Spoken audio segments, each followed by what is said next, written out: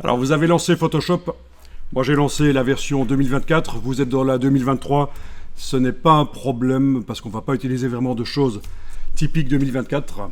Mais j'ai quand même lancé la 2024 pour qu'on voit s'il n'y a pas de temps en temps des petites différences entre la 2023 et la 2024, sait-on jamais. Je veux dire par rapport à ce qu'on va faire. Alors, vous avez un dossier qui s'appelle Trucage Lyon. Vous l'ouvrez, je vous signale, j'attire votre attention sur le fait que j'ai fait un affichage par liste et non par icône. Donc sur Windows, c'est ce qu'on appelle l'affichage détail. Je vous conseille d'être également en affichage par liste pour naviguer dans les différents dossiers, ce sera beaucoup plus facile. Et là, vous pouvez ouvrir dans Photoshop l'image qui s'appelle Lyon 18. Voilà. Waouh, il me refait un petit problème d'affichage. Je vais quitter Photoshop et le relancer. C'est sans doute dû au projecteur en fait. Quand je passe plein écran, il m'étire les images. Ok, là ça marche. C'est bizarre, hein? Et donc voilà, quand on zoome, on voit une jeune lionne posée sur le sol. Alors, on va analyser un peu comment ça a été fait. Et pour ça, déjà, on va se débarrasser de toutes les palettes qui sont à droite. Donc, vous allez faire Shift Tab. Donc, pour ceux qui ne voient pas ce que ça veut dire Shift Tab et qui pensent que c'est à nouveau une danse spéciale, non. C'est Shift, c'est la touche majuscule qu'on garde enfoncée. Et pendant qu'elle est enfoncée, on enfonce la touche Tab. Ce qui nous débarrasse des palettes de droite. C'est une bascule comme ça, voilà. Évidemment, si on fait seulement Tab, on se débarrasse de tout, c'est pas bon. Tab, à nouveau, c'est Shift Tab qu'il faut faire, voilà. Et alors, pour ce qui est de naviguer dans Photoshop, c'est comme dans Illustrator et InDesign. Barre d'espacement, c'est le raccourci pour la main. Alt, roulette, c'est pour zoomer en avant, en arrière. Jusque-là, ça devrait aller.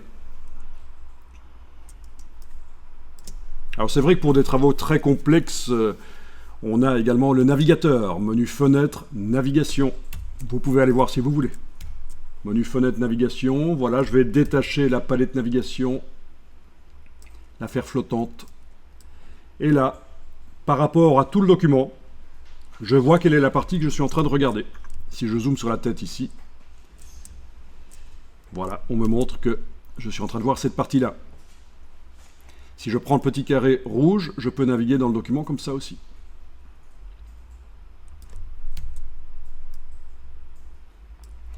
Cette palette navigation peut s'agrandir. Si on positionne un pointeur en bas à droite, on peut appuyer et l'agrandir. Voilà. Donc pratique quand on a des documents très complexes, ça permet de rapidement naviguer dedans comme son nom l'indique. Et elle peut donc s'agrandir sur tout l'écran.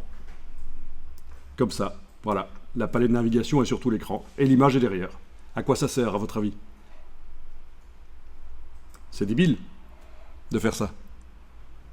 Ça sert à rien. Quel serait l'intérêt de mettre la palette navigation en grand comme ça? Oui, aller sur un endroit très précis, peut-être. Mais sinon, une autre idée? Réfléchissez en dehors de la boîte. Think outside of the box. Définir directement la zone sur laquelle on travaille. Imaginez que je suis chez moi, sur mon ordi. Je mets la palette de navigation sur tout l'écran, comme ça.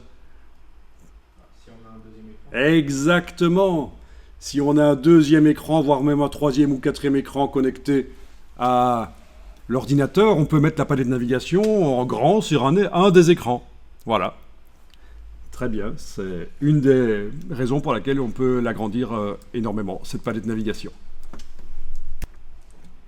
Bon, là je vais la fermer, c'est parce qu'on ne va pas vraiment en avoir besoin ici. On n'a pas une image complexe avec plein d'éléments et c'est compliqué de savoir où aller. Voilà, alors ça c'est une image qui peut servir pour faire une publicité parce que c'est une image de type publicitaire, c'est un personnage, un sujet sur un fond blanc. plutôt que d'avoir un bête décor, voilà, fond blanc.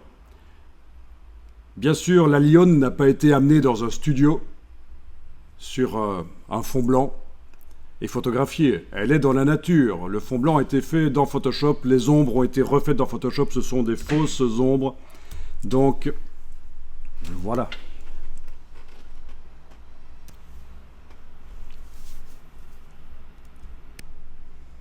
Voilà, donc ici j'ai juste tapé ceci dans Google et voilà, vous avez bien sûr des rouleaux comme ça qui permettent de ne pas avoir d'angle au niveau du sol et la personne, voire même l'objet, un grand objet, vient là et on le photographie en studio.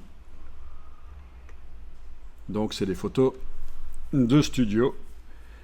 C'est une possibilité si vous voulez obtenir le même effet évidemment que ce qu'on a sur la lionne, mais avec des personnages, vous faites des photos en studio.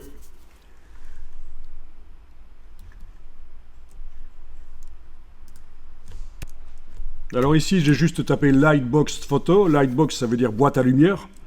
Donc quand vous avez des plus petits objets à photographier, pour éviter de devoir faire un boulot dans Photoshop, de détourer l'objet, c'est-à-dire masquer son décor et recréer des fausses ombres, mais tout ça peut se faire au moment de la prise de vue avec une boîte spéciale qui met la lumière. Ben, c'est la même chose mais en plus petit quoi.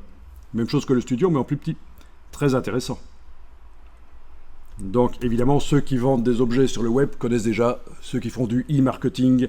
Pour photographier les objets on a intérêt à ce que la lumière soit bien belle et les ombres sont d'office créées en dessous de l'objet et on le met sur un fond blanc sur une page web et c'est nickel direct avec peut-être un tout petit peu de retouche dans Photoshop sur la lumière mais bon voilà pour avoir une très belle lumière qui vient de partout. On peut les faire soi-même.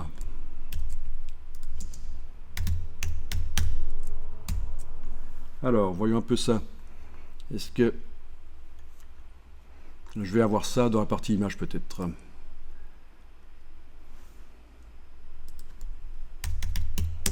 Vous connaissez les Ikea?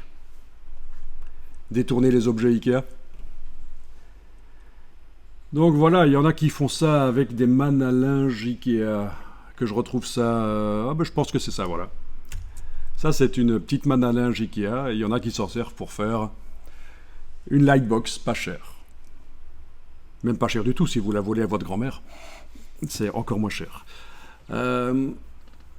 Donc Ikea n'est pas du tout d'accord avec ça et déconseille de détourner ces objets, bien sûr, parce que, question d'assurance, déjà, ils veulent pas que on puisse les poursuivre en cas d'accident. Mais donc voilà, intéressant.